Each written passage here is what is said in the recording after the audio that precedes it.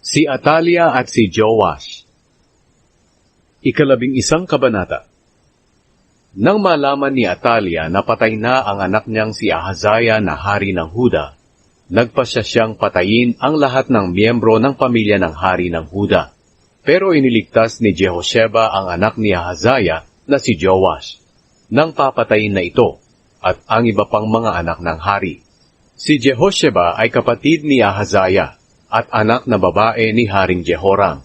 Itinago niya si Joash at ang kanyang tagapag-alaga sa isang silid sa templo, kaya hindi siya napatay ni Atalia. Sa loob ng 6 na taon, doon nagtago sa templo ng Panginoon si Joash at ang tagapag-alaga niya, habang si Atalia ang namamahala sa kaharian at lupain.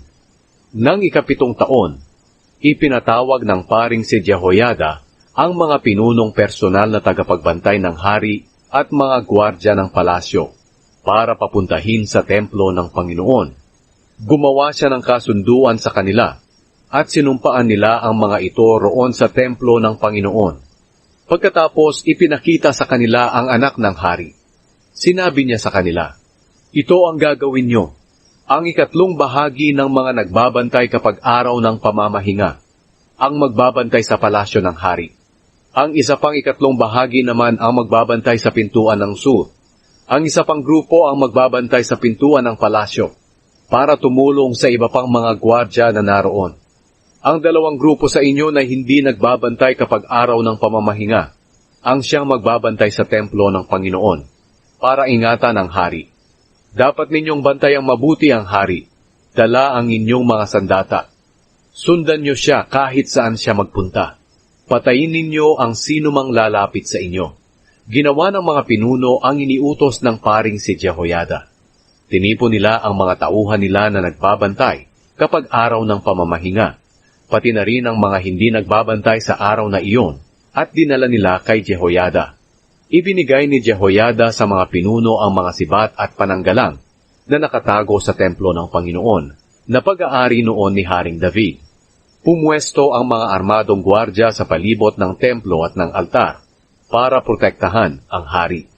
Pagkatapos, inilabas ni Jehoiada si Joash na anak ng hari at kinoronahan.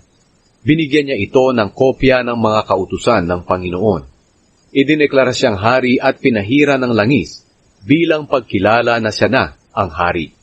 Pagkatapos, nagpalakpakan ng mga tao at sumigaw, "Mabuhay ang hari!" Nang marinig ni Atalia ang ingay ng mga gwardya at ng mga tao, pinuntahan niya ang mga ito sa templo ng Panginoon. Nakita niya roon ang bagong hari na nakatayo malapit sa haligi, ayon sa kaugalian ng pagdedeklara sa isang hari.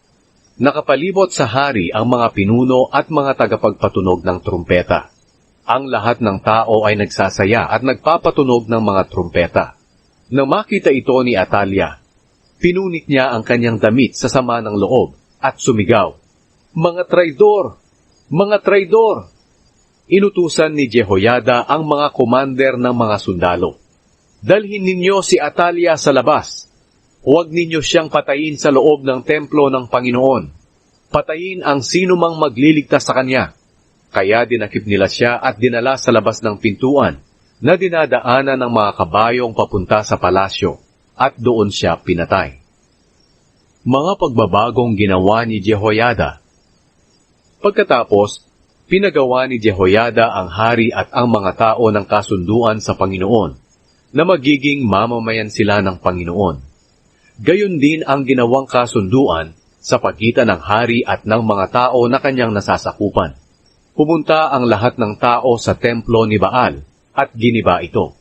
Dinurog nila ang mga altar at mga diyos-diyosan doon, at pinatay nila si Matan na pari ni Baal sa harapan ng mga altar. Pagkatapos, naglagay si Jehoiada ng mga gwardya sa templo ng Panginoon. Isinama niya ang mga komander ng mga sundalo, mga personal na tagapagbantay ng hari, mga gwardya ng palasyo, at ang lahat ng tao. Inihatid nila ang hari sa palasyo mula sa templo ng Panginoon. Doon sila dumaan sa pintuan ng mga gwardya. Pagkatapos, naupo ang hari sa kanyang trono. Nagdiwang ang mga tao at naging mapayapa ang lungsod matapos patayin si Atalia sa palasyo. Si Joash ay 7 taong gulang nang maging hari.